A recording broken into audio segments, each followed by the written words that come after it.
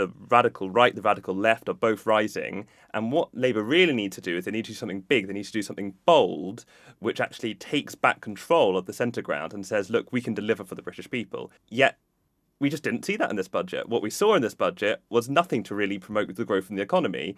But growth is the one thing, if you can get more money in people's pockets by the end of the Parliament, that is the one thing that might tempt people away from these populist polls and towards voting for the Labour Party again.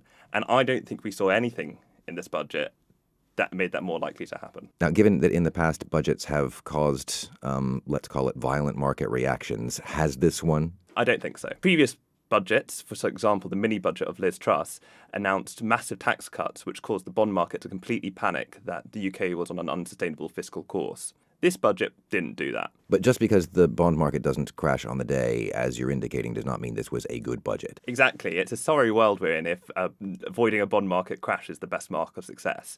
If you actually take a step back and you think about what this budget is trying to achieve, the Chancellor, Rachel Reeves, could have done so much more with it.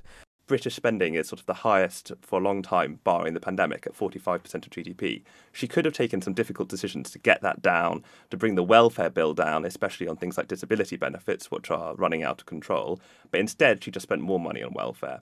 She also could have reformed the tax system. She could have made it less disincentivizing of work. But perhaps the third thing, the thing that is sort of worst about this budget, is she missed lots of opportunities to boost growth in other areas. She claims that growth is the biggest mission of her government, and yet we just don't see that rhetoric played out in reality anywhere. She said Brexit was bad for growth in the speech. Nothing on how we can improve relationships with the EU in it. She recognised that migration played a role in boosting growth, and yet the government's immigration policy has made it actually hard to get permanent residency here. And then there are other parts of what the government is doing that make it actively anti-growth. They're passing a new employment rights bill, which is actually going to make it harder to hire and keep people, which again is not great for growth. So is this a government that actually cares about growth? I don't think so.